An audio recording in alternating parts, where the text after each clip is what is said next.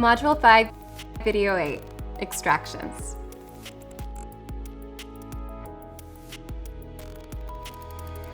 The purpose of extractions is to speed up the clearing process by removing microcomedones from congested pores. The skin will return to its normal state, resulting in a smooth appearance. When the pores are clear of debris, home care products can penetrate the pore more effectively, which means clear skin faster. When our clients are in the clearing process, we require them to come in for bi-weekly treatments, which include extractions. We extract both non-inflamed and inflamed lesions. We attempt to extract whatever is ready. We do not extract nodules because they are typically too deep to be extracted, but they can improve with topical care. Sometimes extractions can be painful. However, we don't want to set up expectations of pain in the client's mind. Instead, before beginning extractions, we tell the client to let us know if they ever need a break from the extractions. They will experience a little redness in areas that have been extracted, but that is normal and will calm down over the next couple of hours after the extractions are performed. Prepping the skin. Before beginning the extraction process, you'll need to prep the skin. It's important to properly follow the steps of the treatment protocols.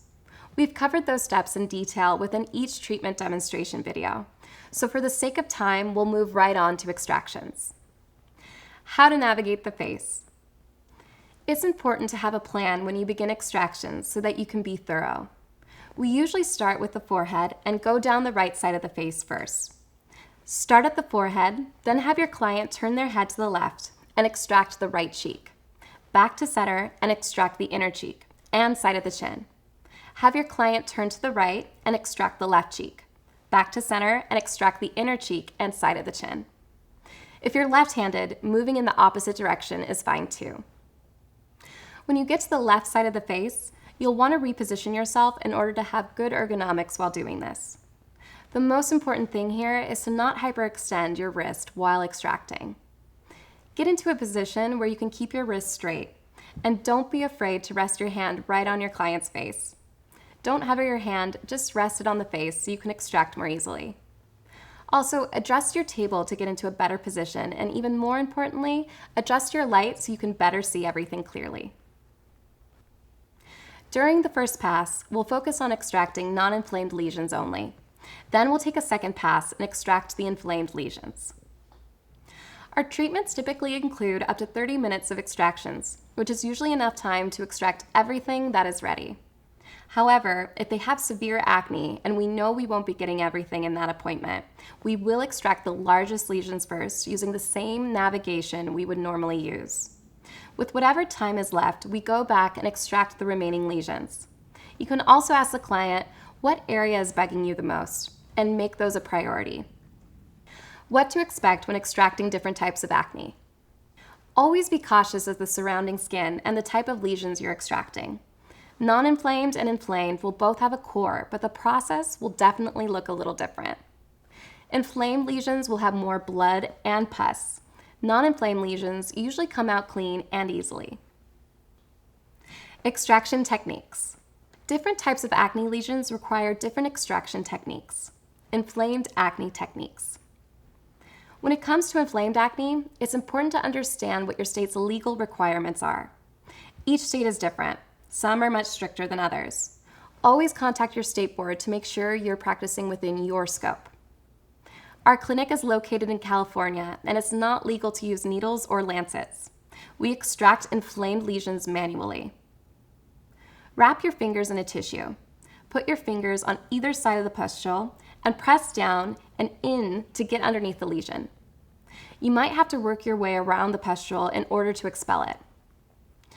After extracting an inflamed lesion, we apply a sulfur spot treatment to help reduce inflammation and provide antimicrobial properties.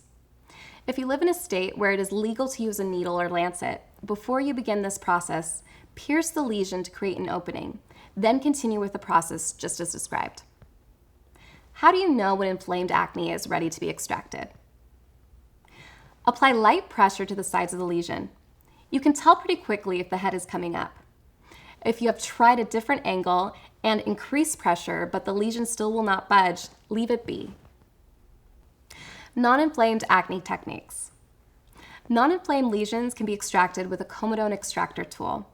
The extractors we use are called round end extractor size 00 and 0, and they give the perfect leverage for extracting blackheads out of the pore. The key to a proper extraction is applying the right amount of pressure to remove the clog. How do you know when non-inflamed lesions are ready? Apply light pressure over the pore with your comedone extractor. You should start to see the lesion release from the skin. If it's stubborn, you can try to increase pressure or try a different angle. However, if the lesion will not budge, leave it be. You can always revisit the area for a second try. How do you hold an extractor properly?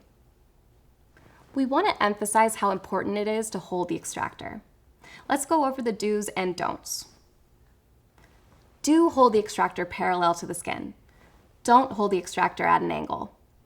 Holding the extractor at an angle puts too much pressure on one side of the pore. This makes for a difficult time extracting and can also cause damage to the skin, such as tearing. When the tool is held parallel, it puts the least amount of stress on the skin, and the extractions are easier to remove. Do hold the skin taut while extracting. When the skin is not held taut, it is harder to see and extract the lesion. Do hold the extractor flat with your fingers and as close to the end as possible. We commonly find that estheticians tend to hold it too far back. We hold it very close to the tip because it gives you a lot more control. You'll also want to make sure you have a good grip on it with your fingers so that you have complete control. As you can see here, the esthetician is following all of the proper techniques we've discussed. She's holding the extractor parallel to the skin, and her fingers are as close to the ends as possible. She's holding the skin taut. By following the proper technique, these extractions are coming out nice and easy. How to position the extractor based on direction of the pore. The extractor tool should be going in the direction of the pore while you're extracting. The direction of the pore is visible under the mag light and typically follows the direction of the hair growth. For example, the pores along the right eyebrow will follow the same direction as the hair, so you'll hold your tool parallel to the brow. Once you've placed the extractor directly on top of the pore, notice the direction the pore is facing, with the hair follicle. This is the direction you want the comedone to extract. Apply gradual pressure to the pore, allowing the comedone to exit in the same direction as the hair growth. As you can see here, the esthetician is applying the right amount of pressure to remove the core. She's going in gradually with the extractor. Then once she has the core in the loop, she lifts the extractor up and off of the skin before moving it completely. It's important not to drag the comedone out of the pore because it will leave part of the core behind and cause a future breakout. Extraction hygiene. Use a toothbrush to remove excess comedone buildup from your extractor during the process. You don't want to drag the debris to any open lesions on the face. How do you properly sanitize the tools used? Comedone extractors should be scrubbed with a brush, then submerged in quaternary ammonium compounds, quats, for the manufacturer's recommended time, 10 minutes. Post-extraction care. After we've completed extractions, we wipe the face thoroughly with our Sal C toner for disinfection. The main ingredient in this toner is salicylic acid, which is an oil-soluble beta-hydroxy acid with anti-inflammatory, antiseptic, and exfoliating properties.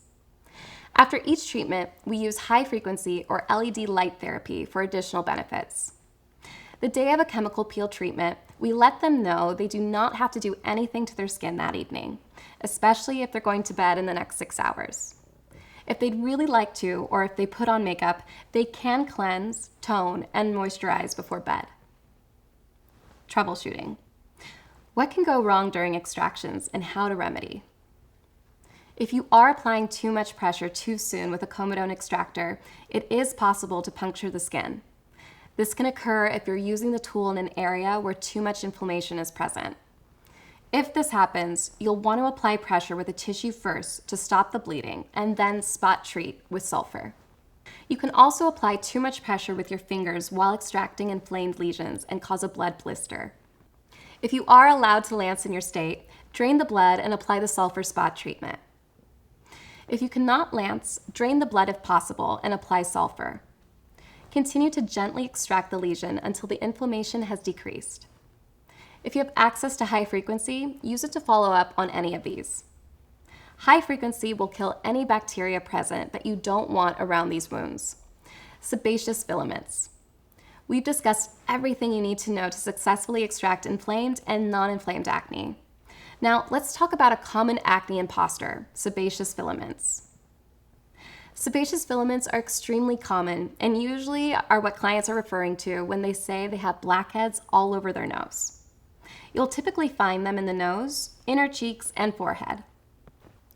When extracting blackheads, you can clearly see the clogged pore and a core extract. When looking at sebaceous filaments under the mag light, they look more like little hairs. Sebaceous filaments are just a collection of sebum and dead skin cells on the hair follicle. These can be extracted manually, as you see in this video, but we typically don't extract them because they will just come right back within a couple of days. If the client doesn't have inflamed acne, using an acne safe scrub in their home care routine can help keep them at bay.